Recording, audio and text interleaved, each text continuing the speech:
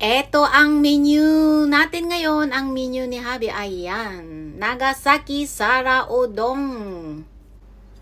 Ayan, magluluto naman daw si Habi ngayon ng Nagasaki Sara Udong. Ba yun, Ani? Tama ba? Ayan, unang pinirito yung karne at isusunod ba ito, Hani? Ito? Tapos, ito naman yung tinatawag na Nagasaki Sara Udong. Ito yung noodle na yon, fried. Kumbaga ano, pinirito ito eh. Crunchy. Ayan, ilalagay na niya yung gulay. Itong gulay na ito ay ano, ganyan na siya. May nabibiling ganyan na. Ready na siya. Huhugasan mo lang. Tapos, ito yung ready na soup na. Ito ang ipangtitimpla natin dyan sa kanyang ginigisa. Ayan, ilalagay na niya yan. Ilagay mo na ni. Ayan. Ito kasi yan, yung soup na yan. Ayan, tinunaw lang namin dito. Tapos, ihahalo na yan. Yan. Ihalo mo na.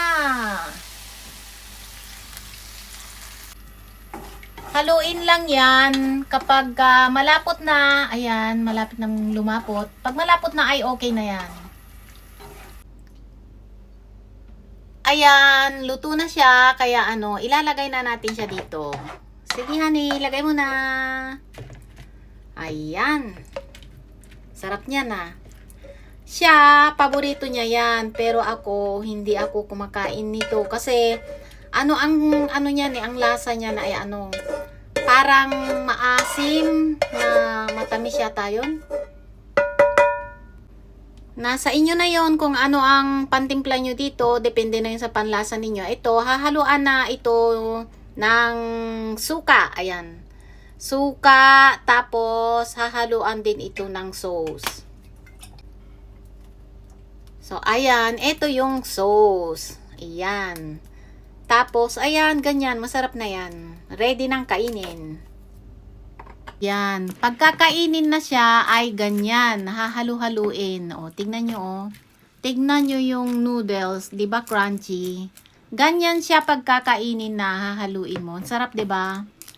Kaso ako, hindi talaga ako kumakain nito eh. Siya lang, paborito niya yan. O, diba, Ni? Paborito mo yan? Oo, gustong gusto ko ito. Oh, di ba? Ayan, oh. Nagtagalog na. Gutom ka na, ni? Oo. Gutom na.